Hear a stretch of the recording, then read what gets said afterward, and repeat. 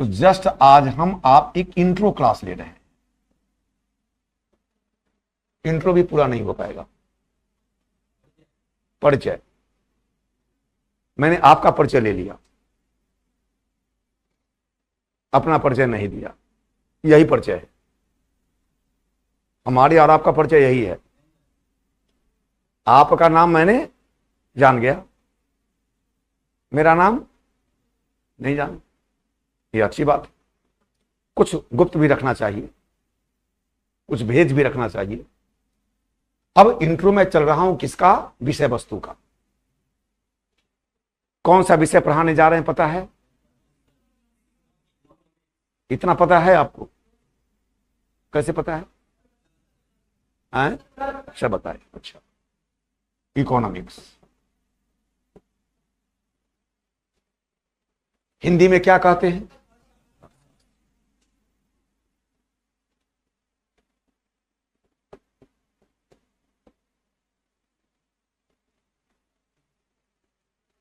एक शब्द है अर्थशास्त्र और दूसरा शब्द है अर्थव्यवस्था।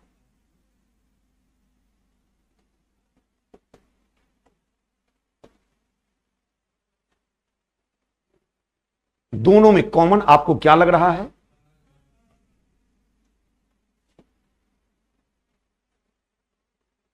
और ये दोनों अर्थ का अर्थ क्या है? दोनों अर्थ का अर्थ क्या है? धन।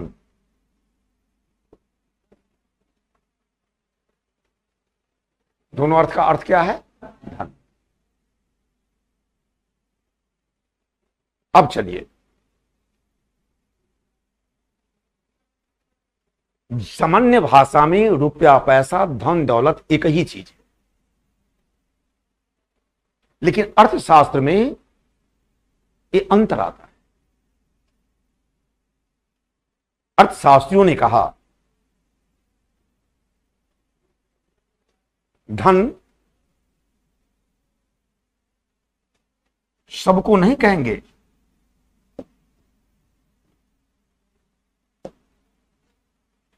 धन उसी को कह सकते हैं जिसमें ये 5 बातें होगी। पहली बात, सबको धन नहीं कह सकते है। सामान्य बोलचाल की भाषा में रुपया, पैसा, धन, दौलत, संपत्ति सब एक ही चीज है, लेकिन अर्थशास्त्र की भाषा में शब्दों में अंतर है। जिसमें उपयोगिता होगी वही धन कहलाएगा।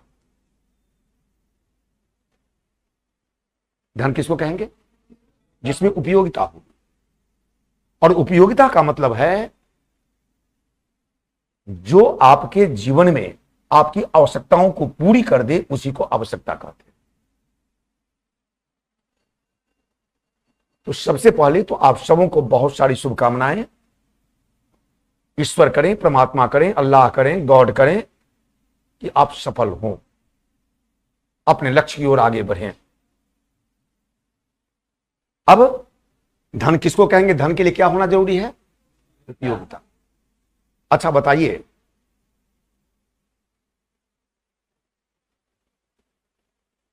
सूरज की रोशनी उपयोगी है कि नहीं है? धन कहलाएगा कि नहीं कहलाएगा? कहलाएगा। लेकिन अभी हम निर्णय नहीं लेंगे कि धन कहलाएगा कि नहीं कहलाएगा। जब तक ये 5 बातें नहीं होगी तब तक वो धन नहीं कहलाएगा। 5 बातें होना आवश्यक है। किसके लिए? धन के लिए 5 बातों का होना आवश्यक है। पहला क्या हो गया? उपयोगिता। अब जब बताइए, यानी वस्तु और सेवाओं में मानवीय आवश्यकताओं की संतुष्टि करने की जो क्षमता होती है उसी को उपयोगिता कहते हैं। पहली बात, वस्तु हो या सेवा हो, अगर उससे आपकी आवश्यकता की पूर्ति होती है वही उपयोगिता है। भूख लगी हुई है? भूख लगी हुई है? भूख लगी हुई है? भूख लगी हुई है? भूख लगी है? जल्दी बोलिए।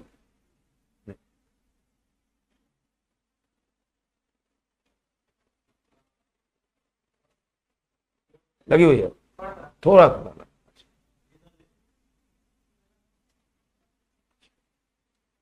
अब क्या चीज की जरूरत है? भोजन। जितने को भूख नहीं लगी हुई है कृपया उनके लिए मंगवाएं जिनको भूख लगी हुई है।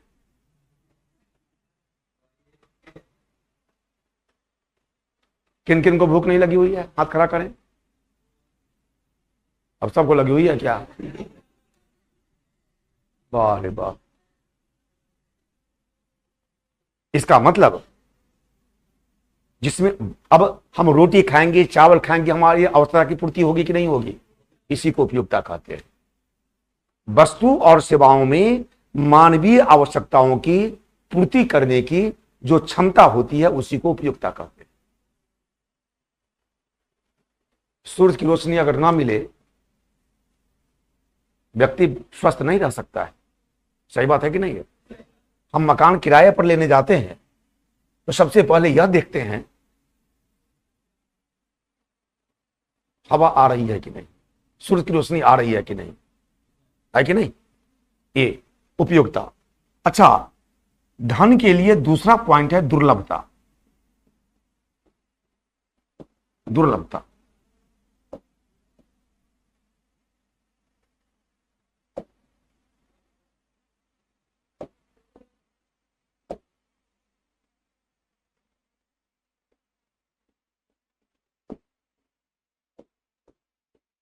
क्या बताइए, सूरज की रोशनी दुर्लभ है?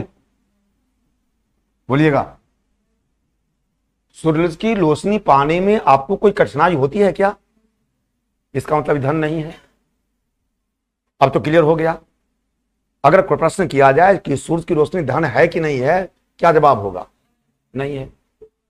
क्यों नहीं है? दुर्लभता नहीं है, आसानी से मिल जाती है। तीसरी बात, स्वामित्वशीलता।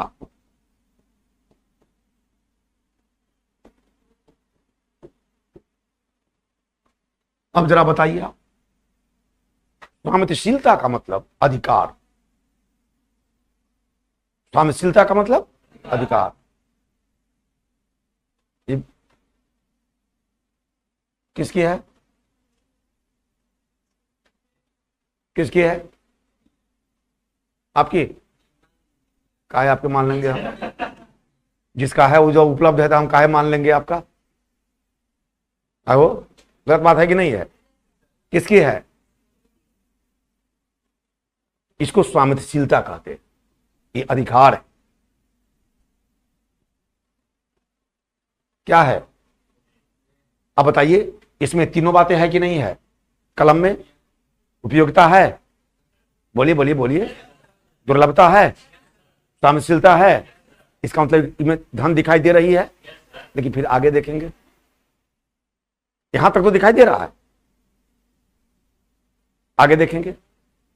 अच्छा बताइए, आप सभी लोग ग्रेजुएट हैं? नहीं, नहीं है ग्रेजुएट। कितने लोग ग्रेजुएट हैं?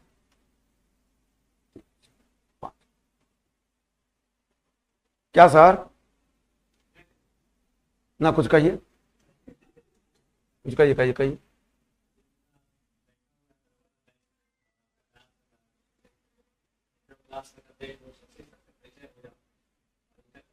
कहा है नाम बता दिए ये ना।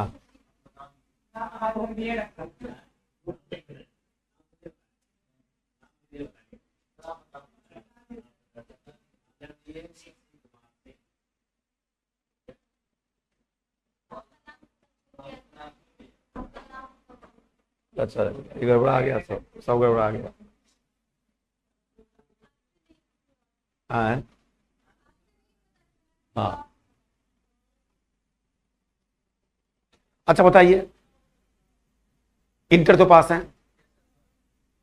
इंटर पास है? हम तो मैट्रिक पास हैं। सच बात, मैट्रिक पास, मैट्रिक पास। ना ना, आप लोग विद्वान आदमी हैं। अच्छा बताइए, बीए पास कितने लोग हैं? हाँ हाँ हाँ। कोई बात नहीं, कोई बात नहीं, कोई बात नहीं। मैं हाथ हाथ करा दीजिए, बैठिए बैठिए बैठिए। एक दो और तीन, बीए और चार। बीए की डिग्री में उपयोगिता है कि नहीं है? जल्दी बोलते जाइए, बोलिए। दुर्लभता है कि नहीं है? इंट्रो क्लास चल रहा है। दुर्लभता है कि नहीं है? उस पर आपका अधिकार है कि नहीं है? आप इंटर ही पास हैं तो इंटर का सर्टिफिकेट होगा ना, उस पर किसका राइट है? यहां तक तो है। चौथे उपयोगिता को चौथे को देखिए, हस्तांतरणीयता। लीजिए, ट्रांसफरेबल। मैं तो मैट्रिक पास हूं, आप तो इंटर हैं। आप अपना सर्टिफिकेट बेच सकते हैं हमारे यहां?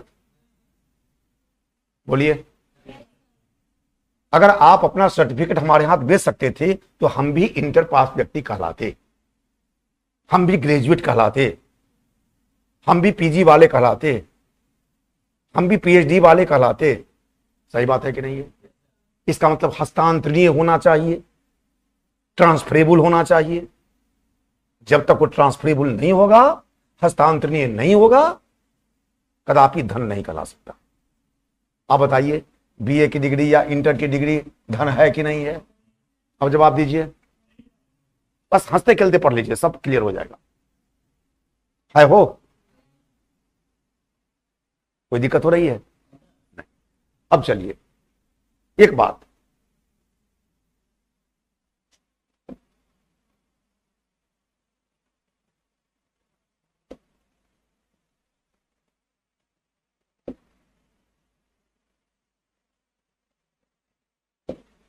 आता है ना हमको भी कि नहीं आता है? एक्सपर्ट तो नहीं है बाबू, इतने उम्र में एक्सपर्ट कहां से हो जाएंगे आप लोगों की तरह। लेकिन जीरो नहीं है, ये तो क्लियर है। आप लोगों को भी अनुमान चल रहा होगा, पता नहीं इनको चलाने आएगा नहीं आएगा, कुछ सोच रहे होंगे मन में। अच्छा,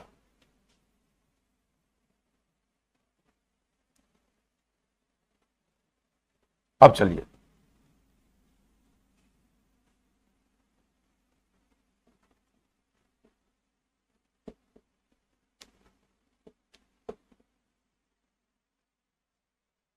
पांचवा, बाह्यता, बाहरी रूप। बीए की डिग्री धन नहीं है तो क्लियर हो गया। अच्छा बताइए, लता मंगेशकर की आवाज, अभी ये देखिए, बाह्यता का मतलब उसका बाहरी रूप होना चाहिए, दिखाई देनी चाहिए। कैसा है, लाल है, पीला है, काला है, मोटा है, तगड़ा है, पतला है, ये सब दिखाई देनी चाहिए। उसको बाह्यता कहते हैं, उसको बाहरी रूप कहते हैं। अब जरा बताएं आप,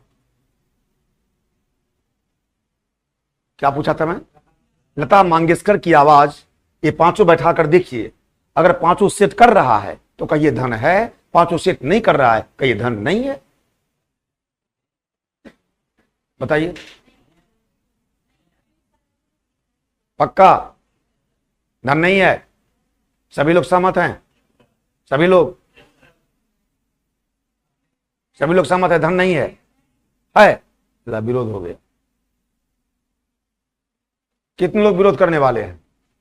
आप भी विरोध करने वाले हैं, धन है कहने वाले हैं, आप भी धन कहने वाले हैं, और तो कोई नहीं है? जो मन करे वही कहिए। अब कैसे धन है आप दोनों साबित करें। लता मंगेशकर की आवाज में उपयोगिता है कि नहीं है?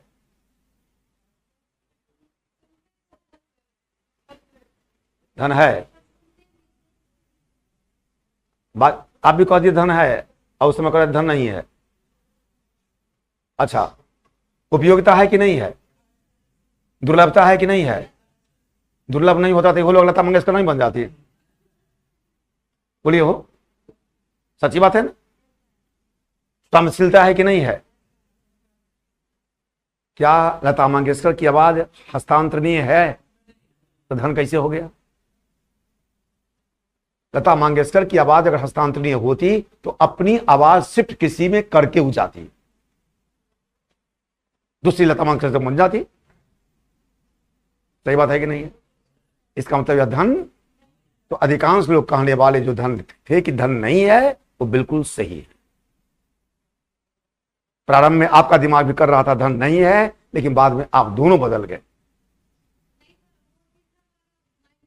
धन नहीं आया। अब तो बात समझ में आ गई, बोलिए ना, अब ये बात समझ में आ गई ना कि धन नहीं है। कुछ लोगों ने विवाद खड़ा कर दिया, लता मंगेशकर की आवाज हस्तांतरणीय है। लो कैसे भाई? टेप रिकॉर्डर में एक पर एक बहस करने वाला लोग है। खाली बहस आप ही लोग नहीं करते, विद्वान लोग भी बहस करते हैं। एक होता है तर्क, एक होता है वितर्क, एक होता है कुतर्क। तो तर्क से ज्ञान बढ़ता है, वितर्क से विज्ञान बढ़ता है, कुतर्क से अहंकार बढ़ता है। कुतर्क नहीं करना चाहिए। वो क्या कहे, टेप रिकॉर्डर में उसका हस्तांतरण नहीं होता, तो टेप रिकॉर्डर में हस्तांतरण नहीं होता, और आज लता मंगेशकर की जाने के बाद उसकी आवाज को हम नहीं सुन पाते उनका। तब लोगों ने कहा था ठीक है, थोड़ी देर के लिए हम मान, है नहीं, इसको ट्रांसफरेबल नहीं कहा जाएगा, नहीं कहा थोड़ी देर के लिए मैं मान लेता हूं। क्या बहता पूछा जाए लता मंगेशकर की आवाज कैसी है, बताइए? कोई बाहरी रूप दिखाई दे रही है क्या उसका? कोई बाहरी रूप दिखाई दे रहा है? ये तो दिखाई दे रहा है कि ऐसे हैं हनुमान जी, दिखाई दे रहा है ना। ये मोबाइल पता चला कि ऐसे दिखाई दे रहा है, 41,000 का मोबाइल है ये। अरे हंस रहे हैं लोग, 41,000 का है ये, इसमें सब चलता है पूरा।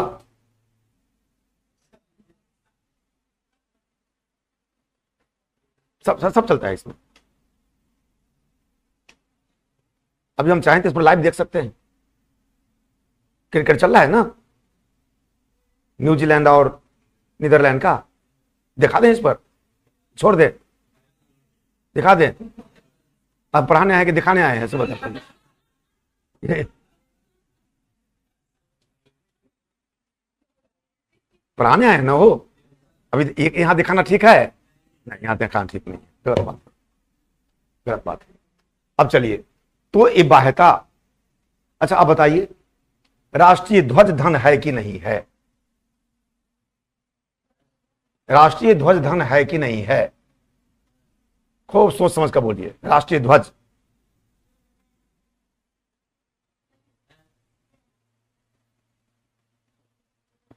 राष्ट्रीय ध्वज धन है कि नहीं है? बोलिए। है? कितने हैं कहने वाले हाथ खड़ा करें?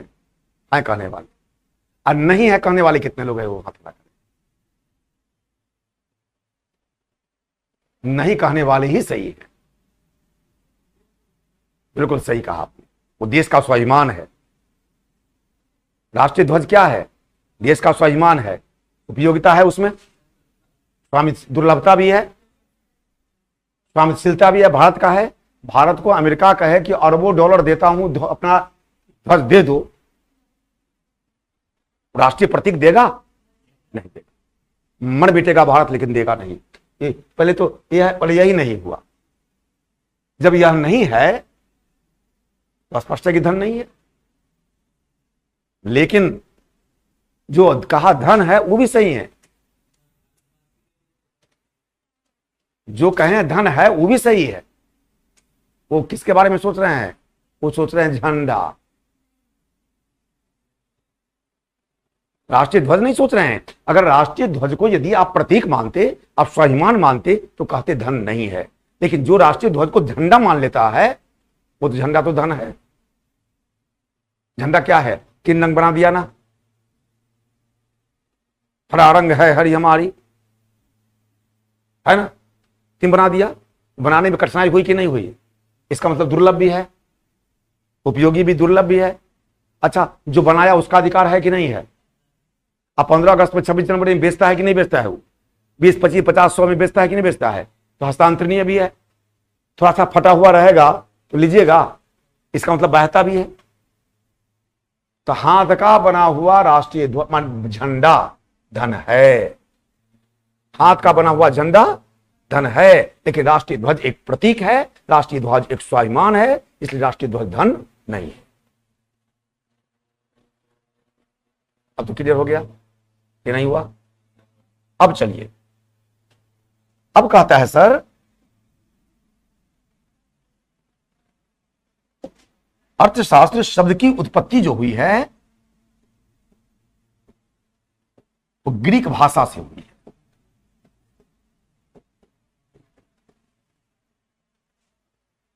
अर्थशास्त्र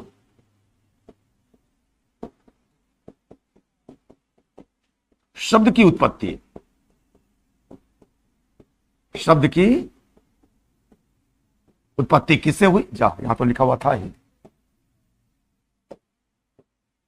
अर्थशास्त्र शब्द की उत्पत्ति किससे हुई? ग्रीक भाषा से हुई है।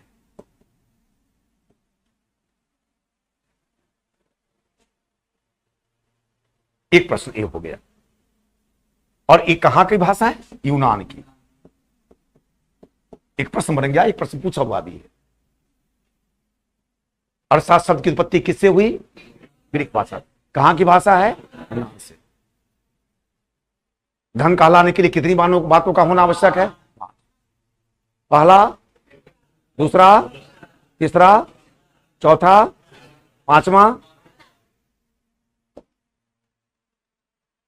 पहला, दूसरा, तीसरा, हाँ, चौथा, पांचवा।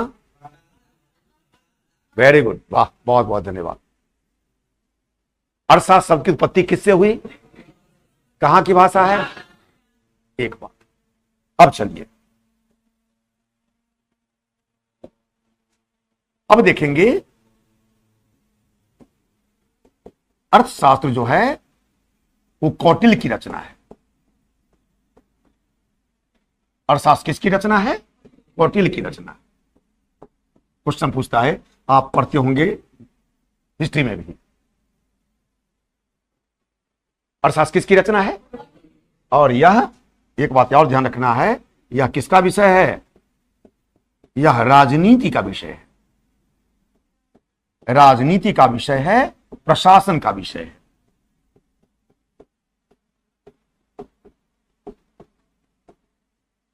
किसका विषय है? और प्रशासन का विषय। अर्थशास्त्र किसकी रचना है? किससे संबंधित है? राजनीति और प्रशासन से। तो आज हम यहीं तक छोड़ रहे हैं, फिर कल मिलेंगे इंट्रोडक्शन के साथ ही। आज इंट्रोडक्शन पूरा, क्योंकि आपके कोई आ गए अधिकारी, आप उनसे वार्तालाप कर रहे थे तो समय लग गया इधर। तो फिर मिलेंगे हम कल। और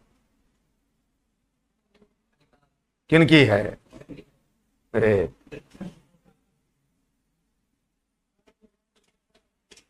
तेरी कलम है